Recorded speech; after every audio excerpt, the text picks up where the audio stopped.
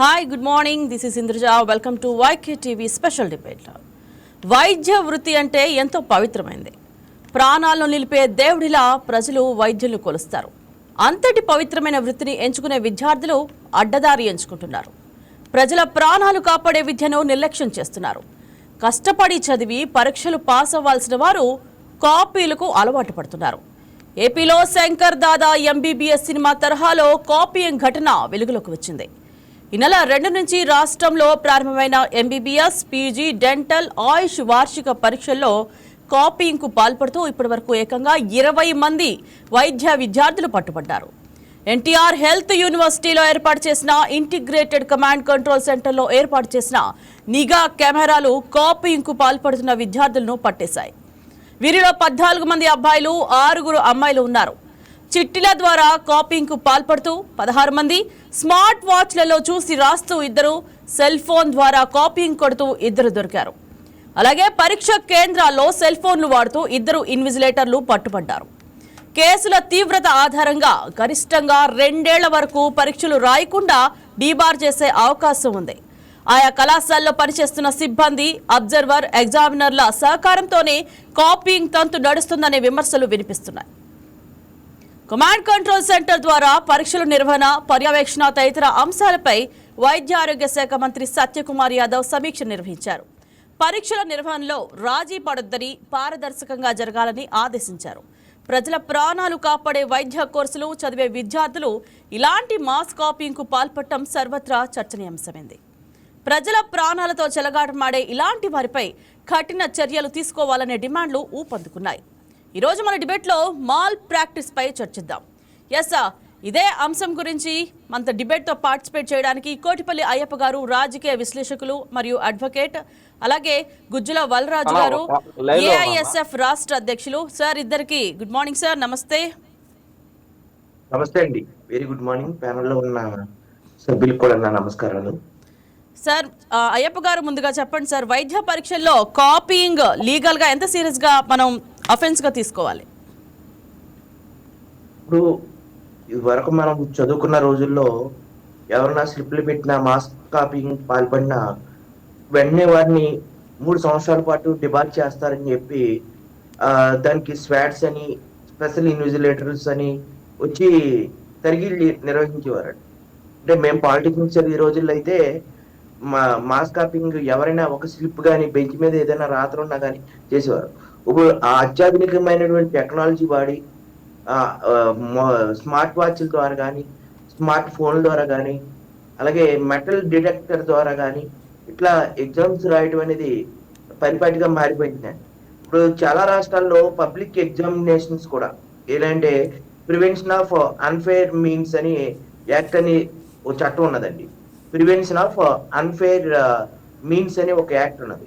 ఈ యాక్ట్ ప్రకారం ఏంటంటే ఎవరైనా మాస్ కాపీకి పాల్పడితే దీని మీద Indian penal code IPC section ప్రకారం కూడా సెక్షన్లో మోసం, అక్రమ సహకారం వంటి అంశాల మీద కూడా వస్తుంది. ఇప్పుడు ఎవరైతే ఇన్విజిలేటర్లు మొబైల్ వాడకూడదని ఒక కఠినమైనటువంటి నిబంధన ఏదైతే ఉందో దాన్ని ఉల్లంఘించినందుకు వారి మీద కూడా చట్టపరమైనటువంటి యాక్షన్ అయితే ఉంటుంది.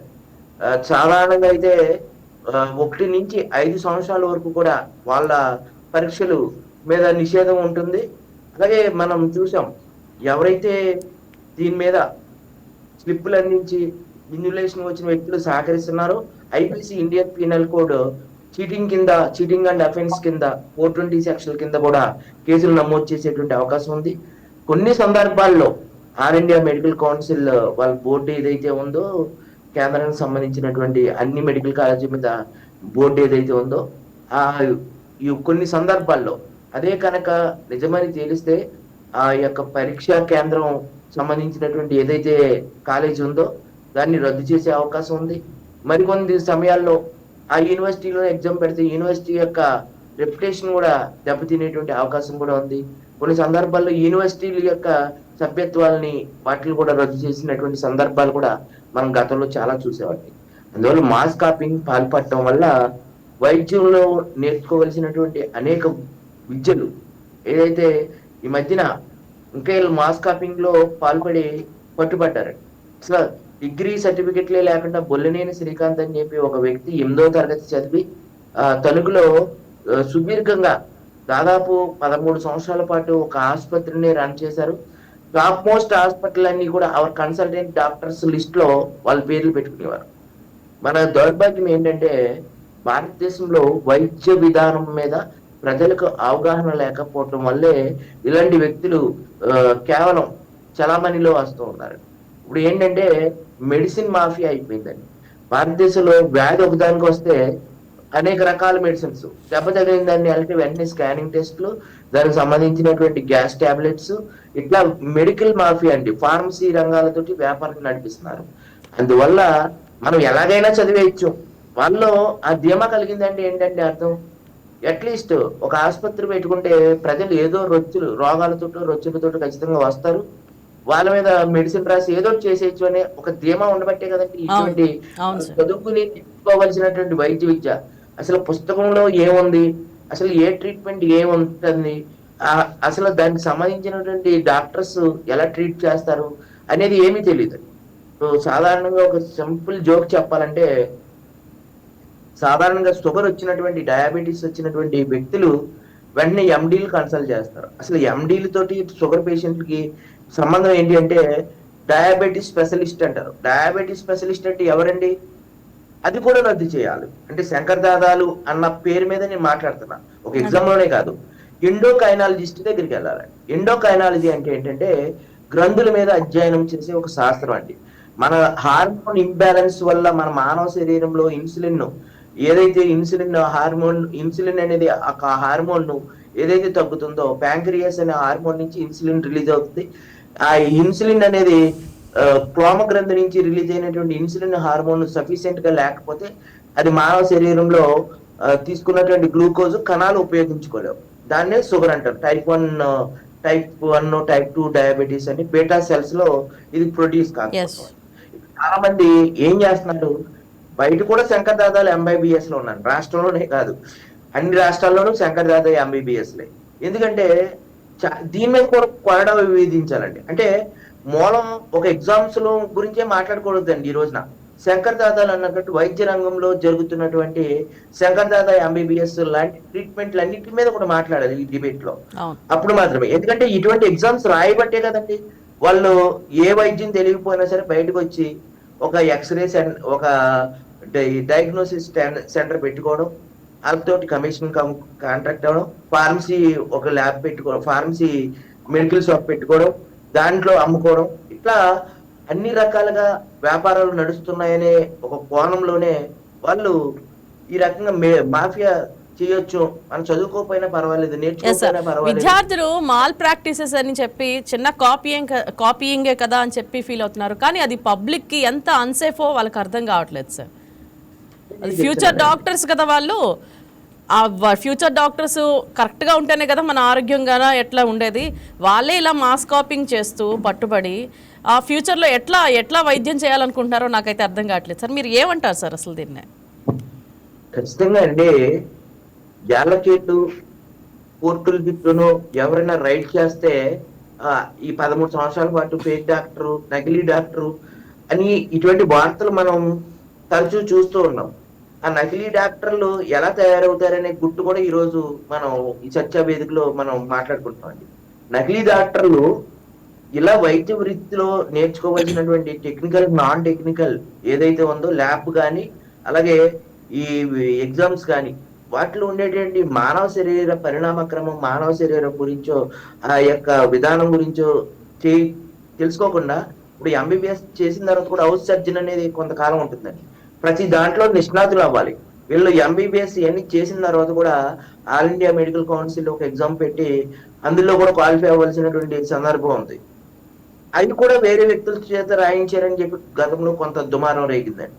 అంటే అది 3 సార్లు కంటే ఎక్కువ టైమ్స్ పెట్టరు, అది పాస్ అవ్వకపోతే ఇంకా వాళ్ళు శాశ్వతంగా ఎక్కడ కూడా ప్రాక్టీస్ చేయడానికి ఉండదు. డాక్టర్ చదవడం ఒక ఎత్తు, ఆ ఎగ్జామ్ రాయడం అనేది ఇంకో ఎత్తు. ఏదైతే ఇది ఏదైతే ఉందో ఇప్పటికైనా సరే వీళ్ళు 12 మంది మీద కొరడాకులు ఇప్పిస్తే ఖచ్చితంగా మిగిలిన వ్యక్తులు ఇటువంటి సాహసం చేయరండి. అంటే సమాజంలో వైద్య వృత్తి అనేది చాలా గొప్పదండి. అదే వైద్యో నారాయణో హరి అన్నారు పెద్దలు.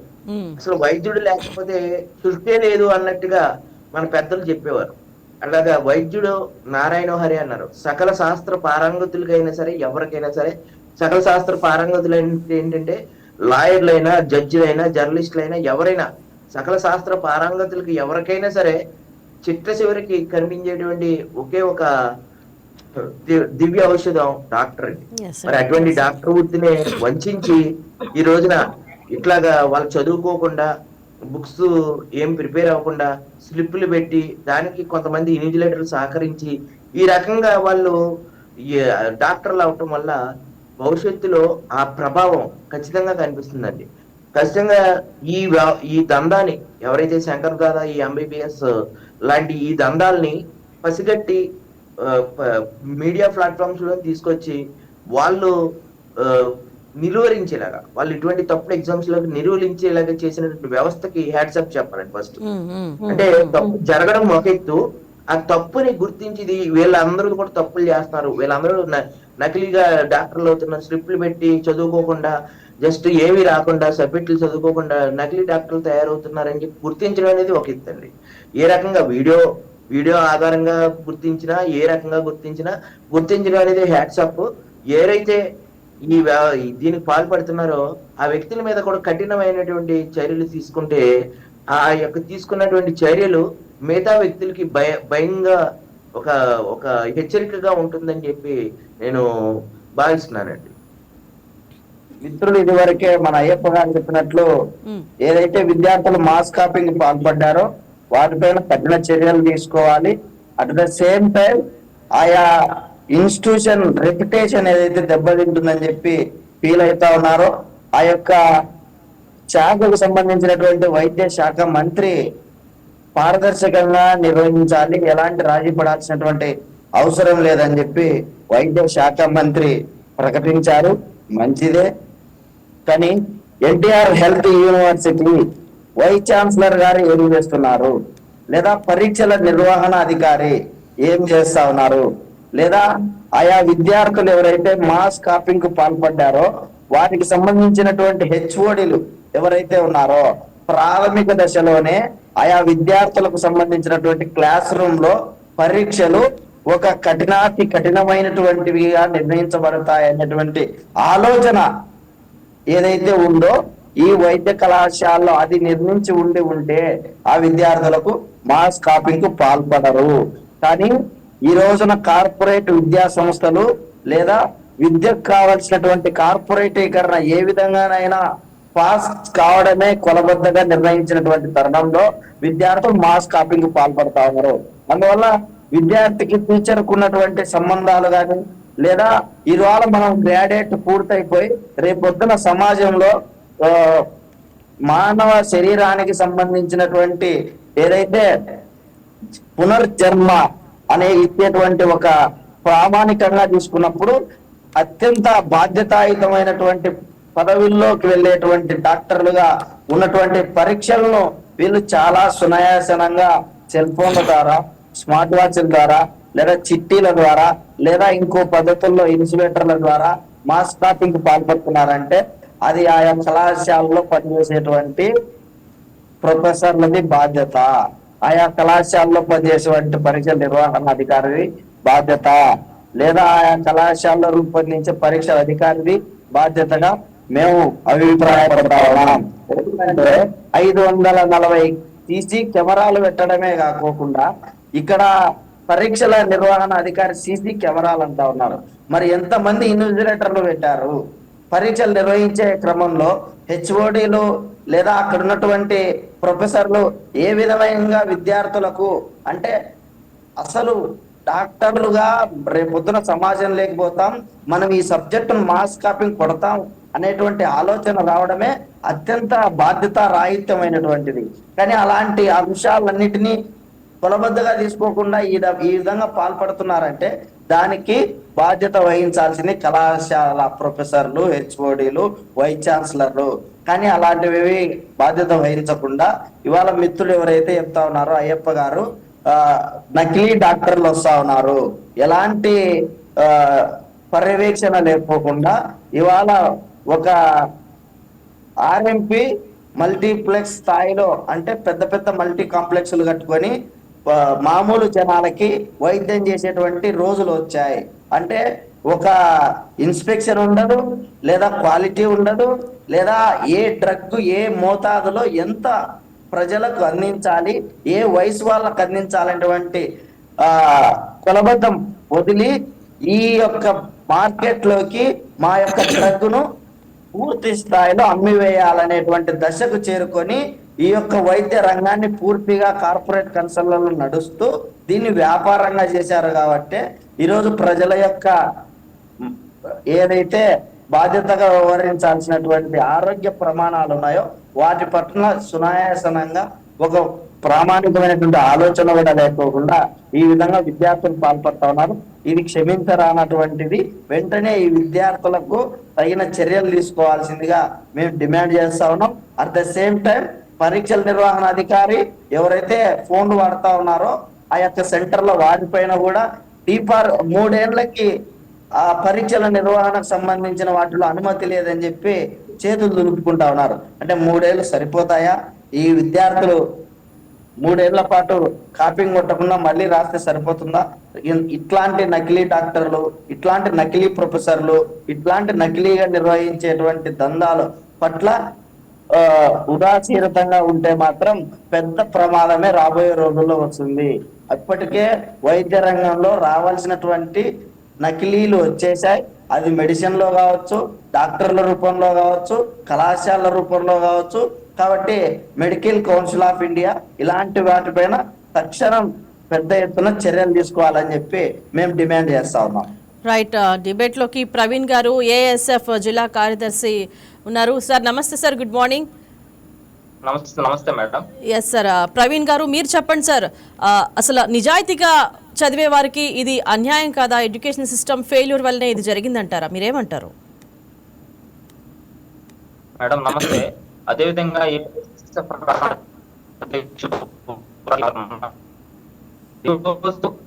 ఎంతో మంది వైద్య విధిని చదువుకోవాలనే కష్టపడ్డ చదువుకునే విద్యార్థులకి ఈ రోజు అనే విద్యార్థులు తీవ్రంగా అన్యాయం చేసినట్లే. వైద్య విద్య అనేది మన రాష్ట్రంలోనే కాదు ప్రపంచంలోనే కన్నా వైద్య విద్య చాలా గొప్ప విద్య.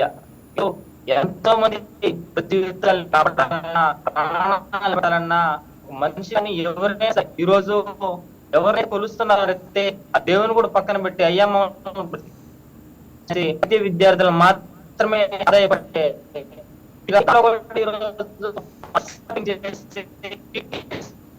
రాయడం అనేది చాలా దారుణం. ఈ సమాజం తలచుకోవాల్సిన విషయం.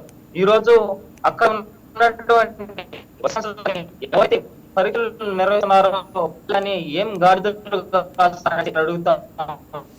ఈ రోజు ఎంతో మంది విద్యార్థులు లక్షలు కోటి రూపాయలు పెట్టి కోచింగ్ తీసుకుంటే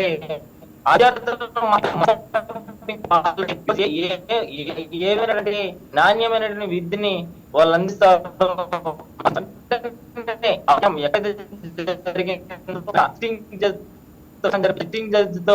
విచారణ జరిపి వెంటనే కూడా ఎవరైతే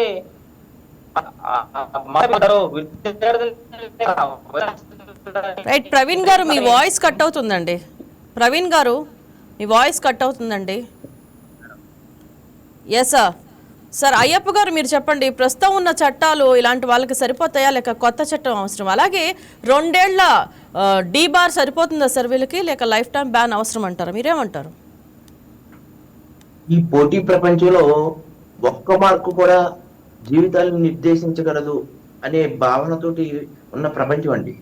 ఒకే ఒక్క మార్కు పోటీ ప్రపంచంలో నిర్దేశించగలదు. అలాగా చదువుకున్న వ్యక్తులకి అన్యాయం చేస్తూ చదువుకోని వ్యక్తులు డాక్టర్లు అయితే నాణ్యమైనటువంటి వాళ్ళు కష్టపడి చదువుకున్నటువంటి నిరుపేదల కుటుంబాలకు కూడా తీరని అన్యాయం జరుగుతుందండి.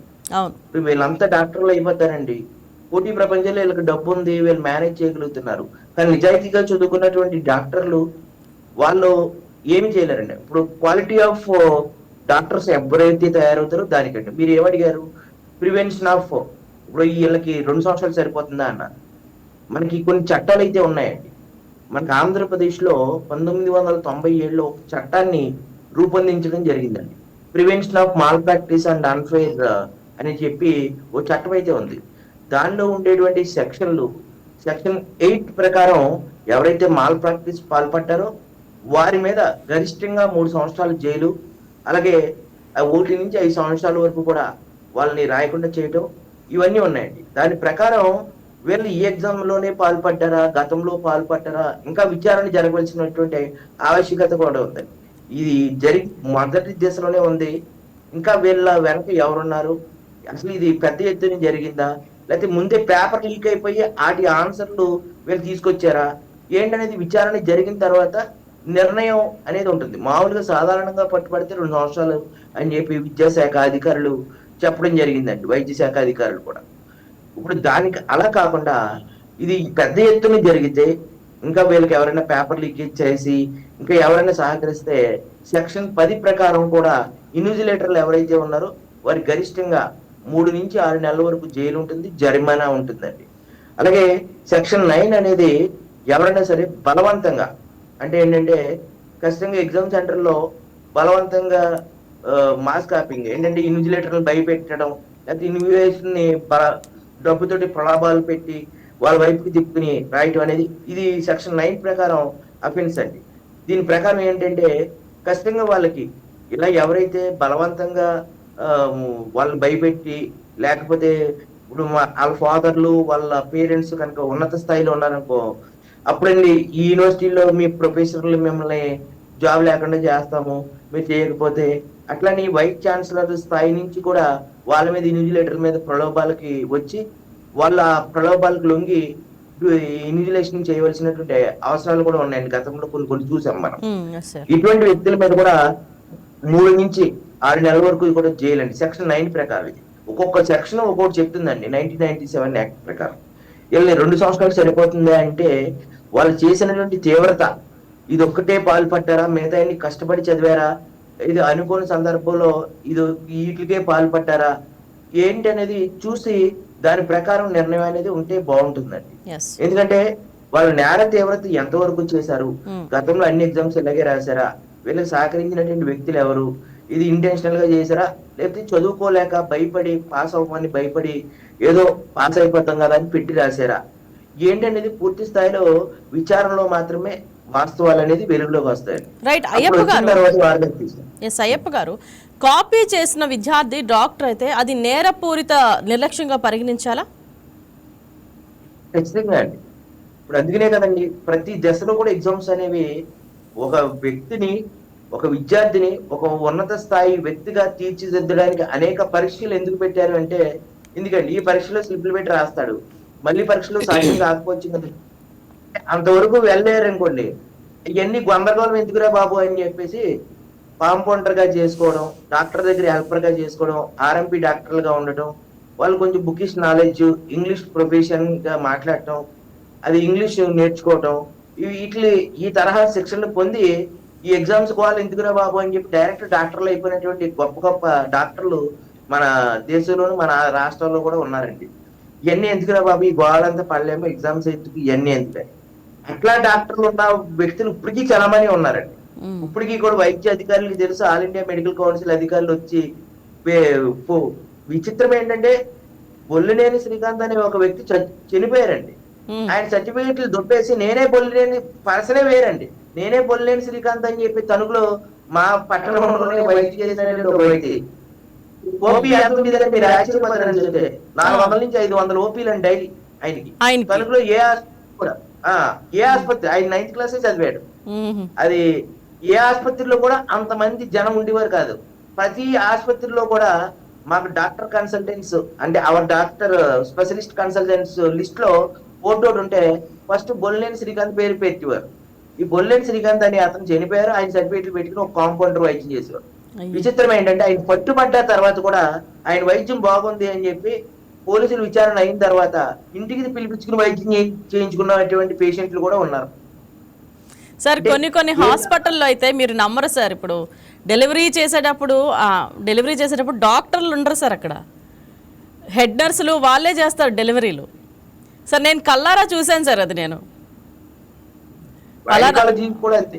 ఉమ్, గైనకాలజీ ఇప్పుడు నేను ఫాలోపియన్ నేలలో గడ్డలు లేవండి. నిన్న ఒక స్కాన్ రిపోర్ట్ చూసాను. ఉమ్, పిల్లలు పుట్టడానికి మంచి వాతావరణం ఉంది.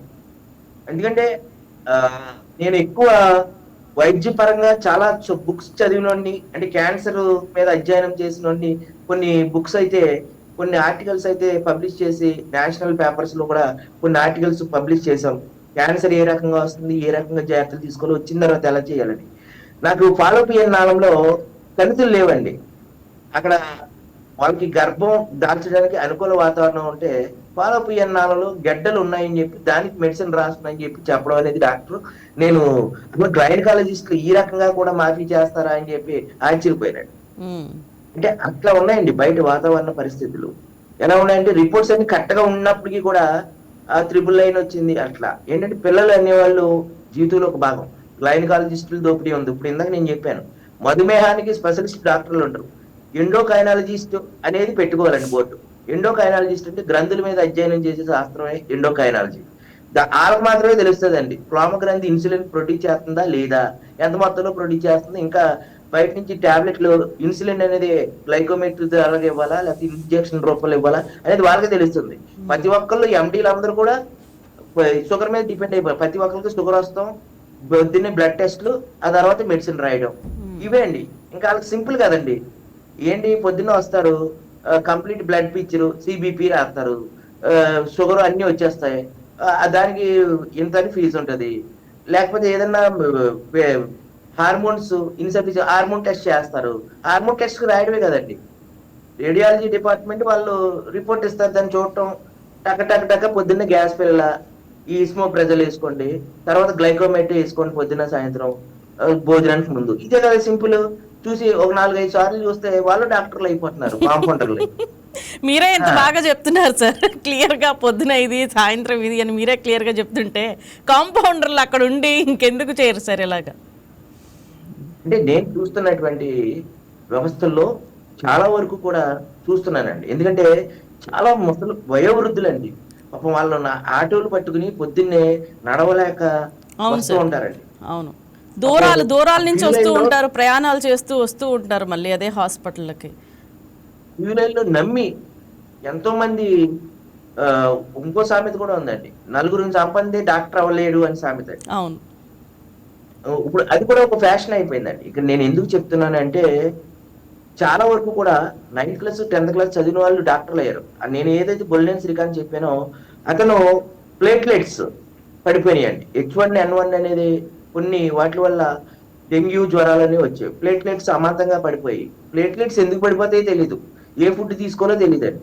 ఆ ప్లేట్లెట్స్ పడిపోవడం వల్ల వెంటనే వాళ్ళు ఏం చేసేవారు, ప్లేట్లెట్స్ ఇంకో బ్లడ్ నుంచి తీసుకుని ఎక్కించడం అనేది జరిగింది. అట్లా ఈ బొల్లేని శ్రీకాంత్ ఆసుపత్రిలో ఒక 7-8 మంది పేషెంట్లు నా కళ్ళ ముందే చనిపోయారండి 2-3 సంవత్సరాల కాలంలో. ఒక్కొక్క కొడుకే అండి వాళ్ళకి. అట్లా వైద్య మాఫియా అనేది ఇక్కడ పరీక్షా కేంద్రాల నుంచి మొదలు పెట్టుకుని అక్కడ వరకు ఉందండి. ఇది వైద్యం సంబంధించినటువంటి చదువులు లేకపోయినా వైద్యం చేసేటువంటి, డిగ్రీలు లేకపోయినా వైద్యం చేసేటువంటి, ఇట్లా ఒక మాఫియాగా తయారైపోయిందండి. మెడిసిన్ అనేది చాలా ఈజీ అయిపోయింది. వాళ్ళంతటా వాళ్ళు ఏం చేయగల, ఒక టెస్ట్ రాయడం, ఒక ఎక్స్రే రాయడం, వెంటనే చూసి మెడిసిన్ రాయడం, MD doctor of medicine, only medicine రాయడమే అంతవరకునండి. ఇంకా మీకు ఒక అబ్బాయి 10th క్లాస్ చదివాడు, ఉస్మానియాలో ఒక 20 years ప్రాక్టీస్ చేశాడండి. అతను కూడా డాక్టర్ అయిపోయి కాకినాడ ఏరియాలో ఒక ఆసుపత్రి పెట్టాడండి.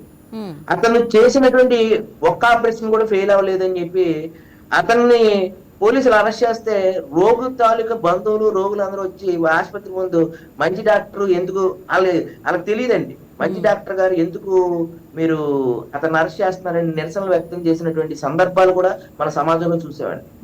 అంటే వైద్య పరిభాషలో రోగికి రోగం నయం చేసి కూడా నిజమైన డాక్టర్, తర్వాత వచ్చేటువంటి సైడ్ ఎఫెక్ట్స్ ఏంటనేది తెలియట్లేదండి.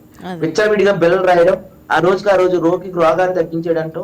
దీనివల్ల నేను ఇక్కడే చెప్తున్నాను, క్యాన్సర్ షుగరు రావడానికి విచ్చలవిడి మెడికల్ వాడటం వల్లే వస్తుందండి.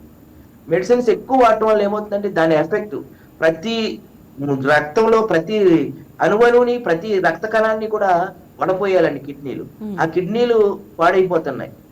ఏదైతే రక్తంలో అధిక మోతాదులో ఎక్కువ మొత్తంలో ఈ డ్రగ్స్ యొక్క ప్రభావం ఎక్కువైతే ఉన్నాయో దాంట్లో ఉండేటువంటి చక్కెర స్థాయిలు అమాంతంగా పెరిగిపోవటం, ఆ చక్కెరని వడపోయలేకపోవటం, దానికి తగ్గట్టు ఇన్సులిన్ అనేది ప్రొడ్యూస్ చేయలేకపోవటం, దీనివల్ల క్యాన్సర్లు అనేవి వస్తున్నాయి. అలాగే డయాబెటీస్ అనేది వస్తుందండి. ఇచ్చెరిషియా కొలైట్, ఈ కొలైట్ అనే ఒక బ్యాక్టీరియా ఆహారాన్ని సంశ్లేషణ చేయడానికి ఉంటుందండి. ఆ ఆహారాన్ని సంశ్లేషణ చేసే బ్యాక్టీరియా మనం ఎప్పుడైతే ఎక్కువ టాబ్లెట్లు వాడామో అది చిన్న ప్రేవుల్లో పెద్ద ప్రేవుల్లో ఉండి సంశ్లేషణ జరుగుతుందండి, ఆహార సంశ్లేషణ. అది ఆగిపోతుందండి. ఇచ్చెరిషియా ఈ కొలైట్ బ్యాక్టీరియా చచ్చిపోతే ఖచ్చితంగా వాళ్ళకి గ్యాస్ట్రిక్ ట్రబుల్స్ వస్తాయి. అందువల్ల ఎక్కువ మొత్తంలో మెడిసిన్స్ వాడొద్దు. నేను అది కూడా చెప్తున్నాను, ఎందుకంటే ఒక ఉపయోగకరమైన సబ్జెక్ట్ కాబట్టి. డాక్టర్ గారు 20 మెడిసిన్లు రాశారా, 20 తెచ్చేసుకోవాలని కాదండి.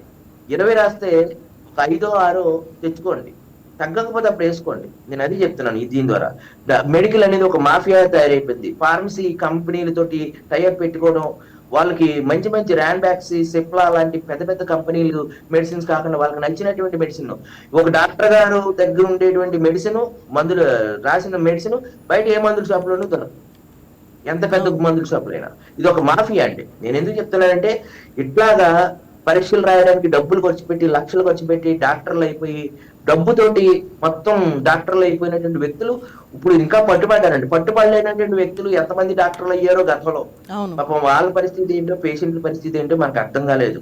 కానీ ఇప్పటికైనా సరే మన ఛానల్లో, వైకే ఛానల్లో ఇటువంటి మంచి విషయాన్ని వేయటం ప్రజలు కూడా అర్థం చేసుకుంటారు అవగాహన రాహిత్యంతో. ఇప్పుడు నేను ఒకటి చెప్తున్నానండి, చాలా వరకు కూడా అంకో వైరస్ P15 అనే ఒక వైరస్ వల్ల క్యాన్సర్ అనేది వస్తుంది. ఒక వైరస్ వల్లే వస్తుంది. ఆ వైరస్ వల్ల ఎందుకు వస్తుందంటే మానవ శరీరంలో ఇమ్యూనిటీ పవర్స్ తగ్గినప్పుడు ఆ క్యాన్సర్ వస్తుంది. ఇప్పుడు ఈ రోజున మనం తీసుకునేటువంటి ప్రతి ఫుడ్ కూడా కల్తీ ఆహారం. నిన్న కాక మొన్న పుచ్చకాయ చెట్టు ముంబైలో ఒక కుటుంబం చనిపోయింది. మొన్న కల్తీ పాలు తాగితే రాజమండ్రిలో వేలాది మంది చనిపోయారు. ఎందుకంటే దానికి డ్రగ్ ఇన్స్పెక్టర్స్ ఉంటారు, వాళ్ళకు కూడా ఇలాగే రాసి వచ్చి ఉంటారు నాకు తెలిసి. ఇది సరైనటువంటి డ్రగ్ ఇన్స్పెక్టర్స్ వాళ్ళని టెస్ట్ చేయకపోవటం, పాలు ఎక్కడెక్కడ కల్తీ ఆహారం మీద ప్రివెన్షన్ ఆఫ్ ఈ ఉన్నాయండి యాక్ట్స్, వాటిని చేయకపోవటం వల్ల అది కూడా ఫార్మసీ రంగంలో డ్రగ్ ఇన్స్పెక్టర్ సరిగా ఏ ఆహారం కల్తీ ఉందని చెప్పలేకపోవడం వల్ల రోగాల ప్రజలతోటి బాధలు పడుతున్నారు. ఈ సబ్జెక్ట్ నేను ఒకదాని నుంచి ఒకటి ఇంటర్లింక్ ఉన్నది కాబట్టి ఇది మాట్లాడుతున్నాను. మన సమాజంలో నకిలీ వ్యక్తులు, ఇప్పుడు ఒక సినిమాలో ఆలీ ఓ మాట అంటారండి, మా బిల్డింగ్ కట్టాలంటే ఆడు ఇంజనీర్ అయ్యి ఇంకో వ్యక్తి చేత ప్లాన్ వేయించుకుంటాడు, వాడికి రోగం వస్తే వేరే డాక్టర్ దగ్గరికి వెళ్తూ ఉంటాడు. ఆ సినిమాలో పెట్టిన డైరెక్ట్ కాదు, ఈ రోజున జరుగుతున్నది, నిజ జీవితంలో జరుగుతున్నది. అది సినిమా కిందే మనం పరిగణించకూడదు. నిజ జీవితంలో కూడా ఇటువంటి నకిలీ డాక్టర్లు ఉన్నారని మన చుట్టూ ఉన్నారని చెప్తుంది. అలాగే సోదరులు మాట్లాడుతూ ఉన్నారు చాలా. ఇప్పుడు ఆల్ ఇండియా మెడికల్ కౌన్సిల్ కానీ ఏదైతే మంత్రిత్వ శాఖ కానీ ఖచ్చితంగా చర్యలు తీసుకోవాలని చెప్పి రాష్ట్ర అధ్యక్షులు వారు మాట్లాడుతూ ఉన్నారు. ఆయన పేరు వలరాజు. అంటే నేను బాలరాజు అనేది కొంచెం పేర్లు ఉంటాయి, వలరాజు నేను ఎక్కడ కొంచెం చూడలేదు. సోదరులు వలరాజు గారు ఏదైతే చాలా సంవత్సరాల నుంచి నేను చూస్తూ ఉన్నాను, విద్యార్థులకు జరిగేటువంటి సమస్యల మీద ఒక అధ్యక్షుడిగా ఆయన పోరాటాలు, ఆయన చేస్తున్నటువంటి ప్రజలకి అలాగే విద్యార్థులకి ఏదైనా అన్యాయం జరిగినా, పరీక్షా కేంద్రాల్లో సరైనటువంటి ఏర్పాట్లు చేయలేకపోయినా విద్యార్థులకు అండగా ఉన్నటువంటి కొన్ని పోరాటాలు అయితే అతను చూశాను. వలరాజు ఒక మంచి వ్యక్తిని కూడా డిబేట్ తీసుకొచ్చారు, సంతోషం అండి. రైట్, వలరాజు గారు మీరు చెప్పండి, అసలు సిలబస్ ఎగ్జామ్ ప్యాటర్న్ మార్చాలంటారా, మీరేమంటారు? అలాగే టెక్నాలజీ బాగా ఒక కీ రోల్ ప్లే చేస్తుంది మన నిజ జీవితంలో, బయట కానీ కీ రోల్ ప్లే చేస్తుంది. మీరేమంటారు, టెక్నాలజీని ఎట్లా తీసుకోవాలంటారు? మారుతున్న పరిస్థితులకు అనుగుణంగా ఏదైతే శాస్త్ర సాంకేతిక రంగాల పరంగా మానవ జీవ పరిణామ క్రమం అభివృద్ధి చెందుతున్న సందర్భంలో టెక్నాలజీ అవసరమే. అట్ ద సేమ్ టైం టెక్నాలజీతోనే ఈరోజు విద్యార్థులకు లేదా సమాజానికి విలువలు వస్తాయి, లేదా టెక్నాలజీ ద్వారానే గురువులకు, విద్యార్థులకు లేదా సమాజానికి ఉన్నటువంటి సంబంధాలు మెరుగుపడతాయి అన్నటువంటిది పూర్తి స్థాయిలో అవాస్తవం. మానవ సంబంధాలు ప్రత్యక్ష సంబంధాలుగా వారి యొక్క జీవన ప్రమాణాలను అభివృద్ధి చేయవలసినటువంటి, సత్సంబంధాలను అభివృద్ధి చేయవలసినటువంటి బాధ్యత ప్రత్యక్ష సంబంధాల ద్వారానే ఉంది. మనం ఈరోజు అభివృద్ధి చెందుతున్నాం కదా అని చెప్పి టెక్నాలజీ విచ్చలవిడిగా వాడుతా ఉన్నాం. ఈ టెక్నాలజీ ద్వారానే ఈరోజు పాఠ్యాంశాలు బోధించేటువంటి పరిస్థితులు ఈరోజు వస్తూ ఉన్నాయి. ఉపాధ్యాయుడు లేకుండానే ఈరోజు ఈ ఏదైతే మిత్రులు చెప్పినట్టు నకిలీ డాక్టర్లు, నకిలీ మందులు, నకిలీ ఎవరైతే ఉద్యోగిస్తా ఉన్నారో మెడికల్ కౌన్సిల్ ఆఫ్ ఇండియా ఒక హాస్పిటల్కి అనుమతించాలంటే హాస్పిటల్లో డాక్టర్లుగా అద్దెకు తెచ్చుకొని ఈ మా హాస్పిటల్లో ఈ రకమైనటువంటి ఫెసిలిటీస్ ఇస్తున్నామని చెప్పి డిఎంహెచ్ఓ దగ్గర నుండి పై వరకు మొత్తం వ్యాపారం చేస్తా ఉన్నారు. ఈ క్రమం ఏదైతే ఉందో దీన్ని బద్దలు కొట్టాలంటే, అంటే ఓ పక్కన టెక్నాలజీని వాడుతూనే ఈ నకిలీని పోగొట్టాలంటే ఏదైతే మెడికల్ కౌన్సిల్ ఆఫ్ ఇండియా ఈరోజు రాష్ట్రంలో కావచ్చు, దేశంలో కావచ్చు, పెరిగినటువంటి ప్రజలకు అనుగుణంగా ప్రొఫెసర్ల నియామకాలు జరగాలి, డాక్టర్ల నియామకాలు జరగాలి, ప్రభుత్వ రంగంలో జరగాలి. అట్ ద సేమ్ టైం నిర్వహణ, పరీక్షల నిర్వహణ. మిత్రుడు ఇదివరకే ఈ యొక్క ఫేక్ దాని గురించి చాలా స్పష్టంగా మాట్లాడారు. అంటే ఇది దురదృష్టవశాత్తు పరీక్ష నిర్వహణలో కూడా వచ్చింది. ఈ యొక్క డాక్టర్స్ కి ఎంట్రన్స్ గా రాసేటువంటి ఏదైతే నీట్ ఎగ్జామ్ ఏదైతే ఉందో, ఈ నీట్ ఎగ్జామ్ కండక్ట్ చేసేటువంటి వాడు ఢిల్లీలో ఏదైతే వాడు కండక్ట్ చేస్తాడో పేపరు, ఈ పేపరు ఎన్టీఏ సంస్థ కండక్ట్ చేస్తుంది. ఈ గత 2 ఏళ్ల క్రితం ఇదే ఎన్టీఏ సంస్థ నీట్ ఎగ్జామ్ ను లీక్ చేసి హర్యానా, ఢిల్లీ, ఉత్తరప్రదేశ్ లాంటి ప్రాంతాల్లో దాదాపు 30-40 మందికి ఒకే ర్యాంకులు వచ్చినటువంటిది ఇవాళ సమాజం అంతా బయట చూసినటువంటి సందర్భం ఉంది. కానీ మెడికల్ కౌన్సిల్ ఆఫ్ ఇండియా కావచ్చు, లేదా ఉన్నత వైద్య రంగంలో ఉన్నటువంటి అధికారులు కావచ్చు, లేదా అత్యంత బాధ్యతగా ఉన్నటువంటి కేంద్ర మంత్రులు కావచ్చు, ఏ మేరకు వీటిపైన దృష్టి సారిస్తా ఉన్నారు, ఏ మేరకు చర్యలు తీసుకుంటా ఉన్నారు? మనం మన ప్రాంతంలో ఉన్నటువంటి మున్సిపల్ గవర్నమెంట్ హై స్కూల్ దగ్గర నుండి వీటిని కొలబద్దగా తీసుకుంటే విద్యను మొత్తంగా మార్కెట్ చేసి బైజూస్ లాంటి సంస్థలకు నీట్ కోచింగ్ పేరుతో వీటిని ప్రభుత్వాలే వ్యాపార వాణిజ్య కేంద్రాలుగా, విద్యార్థులు మల యంత్రాలుగా మారుస్తున్నారు. టెక్నాలజీ ఎంత అవసరమో వాటిలో నిజాయితీ, పారదర్శకత అంతే అవసరము. అలాంటివి ఈరోజు కొరబడతా ఉన్నాయి. అలాంటి కొరబడుతున్నాయి అంటే వీటిల్లోకి రాజకీయ పెత్తందారులు ఎక్కువ మంది జోక్యం చేసుకుంటా ఉన్నారు.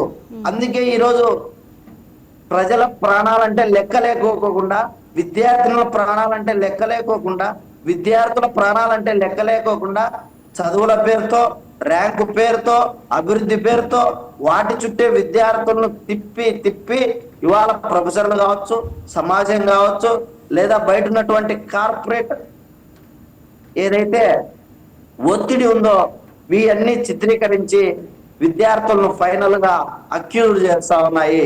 అందువల్లనే ఈరోజు విద్యార్థులు ఈ విధంగా తయారైతా ఉన్నారని చెప్పి మేము భావిస్తా ఉన్నాం. టెక్నాలజీతో పాటు ఇవి అవసరమైనటువంటి ప్రొఫెసర్ల నియామకం లేదు, టీచర్ల నియామకం లేదు, వారి పర్యవేక్షణ నియామకాలు లేవు. నియామకాలు లేకోకుండా శాస్త్ర సాంకేతిక రంగాల పరంగా మనం ఏఐలో ముందుకెళ్తామంటే మరి మనం వాడేటువంటి 5G కావచ్చు, లేదా బయట దేశాల్లో 7 వాడుతా ఉన్నారు, రాబోయే రోజుల్లో 8 కూడా వస్తుంది. మరి వాళ్ళంతా ముందే ఉన్నారు. కానీ ఆయా దేశాల్లో, ఈవెన్ క్యూబా లాంటి దేశంలో ఏ విధమైనటువంటి వైద్య రంగం అభివృద్ధి చెందిందో మనం గమనిస్తా ఉన్నాం. లేదా కోవిడ్ టైంలో ఆ దేశాల నుంచి మన దేశానికి లేదా ప్రపంచ దేశాలకు ఈ యొక్క డాక్టర్లు వచ్చి దాన్ని ఏ విధంగాటువంటి సహాయ సహకారాలు అందించారో మనం గమనిస్తా ఉన్నాం. లేదా భారతదేశంలో సీట్ రాకపోతే ఈ యొక్క ఉక్రెయిన్ కానీ, లేదా ఫ్రెండ్స్ కానీ, లేదా వేరే దేశాలకు డాక్టర్లుగా వెళ్ళి చదువుకుంటా ఉన్నారో మనం గమనిస్తా ఉన్నాం. లేదా ఆయా దేశాల్లో వాళ్ళ యొక్క గ్రాడ్యుయేట్ పూర్తి చేసుకొని ఇక్కడికి వచ్చిన తర్వాత వాళ్ళకు పెట్టేటువంటి టెస్ట్ ఏదైతే ఉందో దాన్ని నిర్వహించకుండా నిలుపుదల చేసి లేదా నిర్వహించడానికి కావాల్సినటువంటి అవకేషన్స్ ప్రభుత్వాలు క్రియేట్ చేసేటువంటివి అన్ని రకాలుగా గమనిస్తా ఉన్నాం. అంటే వైద్య రంగంలోనే కాదు, సామాజిక విలువలు నేర్పించాల్సినటువంటి గురువులు, బాధ్యత వహించాల్సినటువంటి ప్రభుత్వాలు క్రమంగా ఆ బాధ్యత నుండి తప్పుకుంటున్నాయి. కాబట్టి రాజకీయ పెత్తందారులు తమ యొక్క మార్కెట్ ను పెంచుతా ఉన్నారు. కాబట్టి ఈ విధమైనటువంటి పరిణామాలు సమాజం చవి చూడాల్సినటువంటి నేపథ్యం ఉన్నదని చెప్పి నేను భావిస్తా ఉన్నాను. Right sir. అయ్యప్ప గారు మీరు చెప్పండి, ఇన్విజిలేటర్లు సహకరిస్తే వారిపై ఎటువంటి క్రిమినల్ కేసులు వర్తింపజేస్తాయి? అదే మనం చెప్పుకున్నాం కదండి, 1997 prevention of mall practice and ఏదైతే ఉందో ఆ యాక్ట్ లో సెక్షన్ 10 ప్రకారం వాళ్ళు ఎవరైనా సరే ఈ ఇన్విజిలేటర్లు ఎగ్జామ్ రాయడానికి వాళ్ళకి సహకరిస్తే 3 నుంచి 6 నెలల వరకు జైలు శిక్ష, అలాగే జరిమానా కూడా విధించేటువంటి అవకాశం ఉంది. ఈ రోజున ఆర్టిఫిషియల్ ఇంటెలిజెన్స్, క్లౌడ్ కంప్యూటింగ్ ద్వారా డేటా అనేది ఒక చోట డేటాబేస్ లో ఒక చోట నిక్షిప్తం చేసి ఆ డేటాని వివిధ ఎలక్ట్రానిక్ డివైజెస్ ద్వారా వాటిని ఎగ్జామ్ రాసుకోవడానికి ఉపయోగిస్తూ ఉన్నారు. అంటే అధునాతనమైనటువంటి టెక్నాలజీని దుర్వినియోగం చేస్తూ మాస్ కాపింగ్ కి పాల్పడటం. మనకి రోబో ఏదైతే ఉందో మనం చూసాం, రజనీకాంత్ గారి సినిమా రోబోలో ఉన్నట్టు వాళ్ళు ఐశ్వర్య ఎగ్జామ్ రాస్తున్నట్టు ఆ స్థాయిలో దాన్ని ఇటువంటి సినిమాలు కూడా ఇట్లా కూడా చేయొచ్చు అని. అవన్నీ నిజమే అండి. ఎందుకంటే కొన్ని వాచ్లు పెట్టుకుంటారు, ఆ వాచ్లు పెట్టుకున్న తర్వాత ఆర్టిఫిషియల్ ఇంటెలిజెన్స్ ద్వారా ఆర్టిఫిషియల్ ఇంటెలిజెన్స్ ఏం చేస్తుందంటే అనేక డేటా బేస్లో ఉండేటువంటి డేటాని ఒకసారి క్రోడీకరించి వాళ్ళకి కావాల్సినటువంటి డేటాని పుల్ చేసుకుని ఇమీడియట్ గా వాళ్ళ ముందు నిమిషాల్లోనే పెడుతుంది. ఏ క్వశ్చన్ ఇచ్చినా దానికి ఆన్సర్ అనేది. అంటే అనేక డేటా బేస్లతో కనెక్ట్ అయ్యి వాళ్ళు ఉండేటువంటి డేటా ఎక్కడ ఉంది, దానికి సంబంధించిన ఆన్సర్ ఎక్కడ ఉంది, అది నెలకటం నిమిషాల్లోనే దాన్ని రిప్లై బ్యాక్ ఇవ్వటం. చాట్ జీపీటీ, జెమినీ, ఇటువంటి ఎన్నో ప్రొఫెక్షన్లు ఇటువంటి చాలా ఉన్నాయండి. ఆర్టిఫిషియల్ ఇంటెలిజెన్స్ వీళ్ళు డెవలప్ చేయడం, అలాగే పైథాన్ అనే లాంగ్వేజ్ తోటి డెవలప్ చేయడం వల్ల చాలా ఈజీగా మాస్ కాపింగ్ పాల్పడుతూ ఉన్నారు. అంటే టెక్నాలజీ, ఎందుకంటే దీంట్లో ఎక్కడ కూడా డిలే ఆఫ్ డేటాబేస్ ఉండదండి. డేటాబేస్ లో సర్వర్ కనెక్ట్ అవ్వాలి, సర్వర్ లాగిన్ అవ్వాలి, మళ్ళీ డేటా రావాలి, ఇటువంటిది ఏముండదండి. వెంటనే వాళ్ళు ఇలా ఆన్సర్ ఇలాగ జస్ట్ మన మొలచేకి ఇలా వాచ్ పెట్టుకుంటారు కదండి, ఆ వాచ్ కి ఒక కెమెరా ఉంటదండి, లెన్స్ కెమెరా. అది అలా పెట్టారనుకోండి ఇమీడియట్ గా పేపర్ మీద, అది మనం ఫింగర్ పెట్టి ఇలా ఐడెంటిఫై చేసాం అనుకోండి, ఆ 2 లైన్స్ మొత్తం స్కాన్ చేయడం, అవన్నీ డేటా ఇచ్చేయడం, ఇమీడియట్ గా ఆ డేటా అనేది స్క్రోల్ అయిపోవడం జరుగుతుందండి. అందులోనే అంత టెక్నాలజీ వచ్చిందండి. అంటే వీడియో గ్రాఫింగ్ చేసుకుని ఇమీడియట్ గా స్క్రోల్ అయిపోయేటువంటి టెక్నాలజీ వచ్చింది. ఇప్పుడు అత్యాధునికమైనటువంటి టెక్నాలజీ, కోడింగ్ అనేది వచ్చేసింది కాబట్టి ఇమీడియట్ గా వాళ్ళు కావాల్సిన డేటా అనేది వచ్చేస్తుంది. ఇప్పుడు ఏ ప్రశ్న ఇచ్చినా వాళ్ళు ఈజీగా రాయగలుగుతున్నారండి. అసలు పేపర్లు ఏమి ఇచ్చేయకల, ఎలక్ట్రానిక్ థర్డ్ పార్టీ డివైజెస్. ఇంకా చెప్పాలంటే కొంతమంది కొన్ని చిప్పుల్ని బాడీలోనే ఇంటర్నల్ గా అమర్చుకునేటువంటి విధానం ద్వారా కూడా ఎగ్జామ్స్ రాసినటువంటి సందర్భాలు కూడా ఉన్నాయి. ఒక బాడీలోనే ఇంటర్నల్ గా ఏదో చోట ఆపరేషన్ చేసి ఆ చిప్ అనేది పెట్టడం జరుగుతుందండి. ఆ చిప్ పెడితే బయట నుంచి ఆ చిప్ కి డేటా అనేది వాళ్ళ హెయిర్ కి వినపడేలాగా అమర్చడం అనేది కూడా జరిగింది గతంలో. నేను కొన్ని యూనివర్సిటీలు చూస్తే అలాగే జరిగిందండి. విదేశాల్లో జరిగింది, మన దేశంలో కూడా అటువంటి ప్రయత్నం జరిగింది, అది సక్సెస్ కాలేదు. అంత అత్యాధునికంగా ఎక్కడొక్కడ బటనే ఉంటుందండి, ఈ బటన్ లాగానే ఉంటుంది. ఈ బటన్ లోపల బటన్ ఇలా ఓపెన్ చేస్తే బటన్ లోపల కూడా డిటెక్టర్ ఉంటుందండి.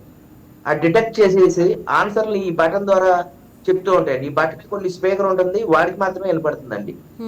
ఈ ఇక్కడి నుంచి ఇక్కడికి కాడర్ ద్వారాగా వస్తుంది. ఈ కాడర్ లోనే తను అడ్జస్ట్ చేసుకునేలాగా ఆ సౌండ్ ఈ బట్టల్లోనే కుట్టేసినటువంటి స్పీకర్స్, బట్టల్లోనే ఉండేటువంటి టెక్నాలజీ, అంత ఇదిగా వేసుకునేటువంటి వస్త్రాల్లో ఉండేటువంటి బట్టలు, పెన్నులు, కాలర్లు, ఇటువంటి వాటిల్లో కూడా చిప్ డిజైన్ పెట్టుకుని డేటా, నానో డేటా ద్వారా టెరాబైట్లని కూడా డేటాబేస్ నుంచి తీసుకెళ్ళగేటువంటి సామర్థ్యం ఉంది. అట్లా ఎగ్జామ్స్ కూడా రాసినటువంటి సందర్భాలు కూడా ఉన్నాయి.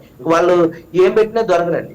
వాళ్ళు ఏంటంటే మెటల్ డిటెక్టర్ కానీ, ఎలక్ట్రానిక్ డివైస్ డిటెక్టర్ కానీ పెడితే ప్రతి ఎగ్జామ్ సెంటర్ ముందు కూడా ఎలక్ట్రానిక్ డివైస్ డిటెక్టర్ ఖచ్చితంగా పెట్టాలండి. ఒక ఎగ్జామ్ అంటే ఏంటి, ఇలా బట్టలు ఇలా తడివేసి ఏం స్లిప్పులు లేవా, స్లిప్పులు పెడితే డిపాజిట్ చేస్తాను, ఈ కాదండి. అత్యాధునికమైనటువంటి టెక్నాలజీని ఎదుర్కొనేలాగా మెటల్ డిటెక్టరు అలాగే ఎలక్ట్రానిక్ డివైస్ డిటెక్టర్స్ కూడా పెడితే ఇప్పుడు మనం షాపింగ్ మాల్ లోకి వెళ్ళినప్పుడు ఎంట్రన్స్ లో ఉంటాయి కదా డిమార్ట్ ఇటువంటి వాటిలో మెటల్ డిటెక్టర్ ఉంటుంది.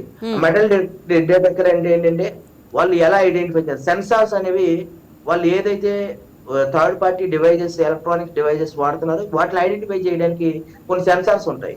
ఆ సెన్సార్స్ ని ఎగ్జామ్ ఎంట్రన్స్ లో కూడా పెట్టాలని చెప్పి మన వైకే ఛానల్ ద్వారా ప్రభుత్వాన్ని నేను కోరుతూ ఉన్నానండి.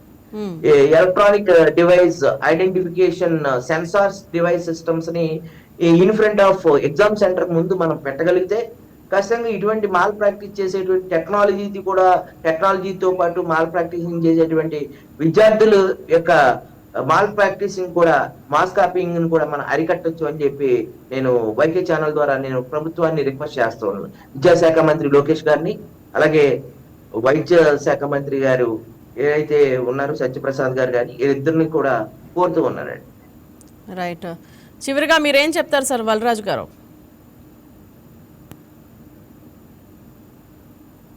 విద్యార్థులు మాస్ కాపింగ్ పైన ఆ యొక్క పరీక్ష నిర్వహణాధికారి బాధ్యత వహించాలి. అట్ ద సేమ్ టైం మా వైస్ ఛాన్సలర్ గారు కూడా బాధ్యత వహించాలి. ఏవైతే విద్యార్థులకు సంబంధించి 20 మంది విద్యార్థులు స్మార్ట్ ఫోను చీటీలు వాడి ఈ యొక్క సీసీ కెమెరాల్లో దొరికారో వీరి విద్యార్థులకు సంబంధించి ఆయా కళాశాల ప్రిన్సిపల్స్ ప్రొఫెసర్లు ప్రాథమిక దశలోనే పరీక్షల నిర్వహణ ఆయా కళాశాలలో నిర్వహించి ఉంటారు. కానీ ఆయా సందర్భంలో పరీక్షలు అంటే ఇంత బాధ్యతాయుతంగా ఉంటాయా అన్నటువంటి ప్రశ్న వాళ్ళకు కలిగించలేనటువంటి ప్రొఫెసర్ల పైన మొదటగా చర్యలు తీసుకోవాలని చెప్పి మేము అభిప్రాయపడతాము. ఎందుకంటే చాలా మెడికల్ కళాశాలలో విద్యార్థుల పైన ప్రధానంగా ఎస్పెషల్ మెడికల్ విద్యార్థుల పైన ఈ యొక్క ప్రొఫెసర్లు హెచ్ఓడీలు లేదా వారు చేసేటువంటి ఏదైతే ఆధిపత్య ధోరణి వల్ల ఆత్మహత్యకు పాల్పడినటువంటి విద్యార్థులు చాలా మంది ఉన్నారు. కానీ అలా ఈ రోజు ఒక విద్యా సంస్థ లేదా ఒక కోర్సు నేర్చుకునేటువంటి తరుణంలో పరిపుష్టిగా నిష్ణాతుడు అన్నటువంటిది సమాజానికి అందించాల్సినటువంటి బాధ్యత ఉన్నటువంటి కళాశాలల్లో, అది కూడా వైద్య రంగంలో ఉన్నటువంటి ప్రభుత్వ కళాశాలలో ఈ విధంగా ఉన్నటువంటి అత్యంత హేయమైనటువంటిది. కాబట్టి ఆ బాధ్యత ఖచ్చితంగా ప్రొఫెసర్లు అక్కడ ఉన్నటువంటి పరీక్ష నిర్వహణాధికారి చేపట్టాలని చెప్పి ఈ యొక్క వైకే ఛానల్ ద్వారా నేను కోరుతా ఉన్నాను. అట్ ద సేమ్ టైం విద్యార్థులు ఎవరైతే మాస్ కాపింగ్ పాల్పడ్డారో వారిపైన చర్యలు తీసుకొని మిగతా విద్యార్థులు కూడా ఇలాంటి చర్యలకు పాల్పడకోకుండా ఒక గట్టి నిర్ణయం తీసుకోవాలని చెప్పి కోరుతా ఉన్నాను. రైట్. అయ్యప్ప గారు, వలరాజు గారు డిబేట్లో పార్టిసిపేట్ చేసినందుకు ధన్యవాదాలు సార్. మరి మరొక డిబేట్లో మళ్ళీ కలుద్దాం. ఎస్, ఈరోజు మనం మాట్లాడుకున్నది కేవలం ఒక ఎగ్జామ్ మాల్ ప్రాక్టీస్ గురించి కాదు, ఇది రేపటి ప్రాణాల గురించి. కాపీ కొట్టి మార్కులు సంపాదించడం ఒక చిన్న తప్పు అనిపించవచ్చు, కానీ అదే వ్యక్తి రేపు ఆపరేషన్ థియేటర్లో ఉంటే ఆ ఒక్క తప్పు ఒక ప్రాణం తీస్తుంది. డాక్టర్ అంటే కేవలం డిగ్రీ కాదు, అది ఒక బాధ్యత, ఒక నమ్మకం, ఒక జీవితం. ఆ నమ్మకాన్ని ద్రోహం చేసే హక్కు ఎవ్వరికీ లేదు. ఇప్పటికైనా కఠిన నిర్ణయాలు తీసుకోకపోతే రేపు మన ఆరోగ్యం, మన ప్రాణాలు కూడా ప్రశ్నార్థకంగా మారే పరిస్థితి వస్తుంది. ఇది కేవలం ఒక కేసు కాదు, ఒక wake up call. That's all for now. Keep watching YK TV. ఇది తెలుగువారి గుండె చప్పుడు.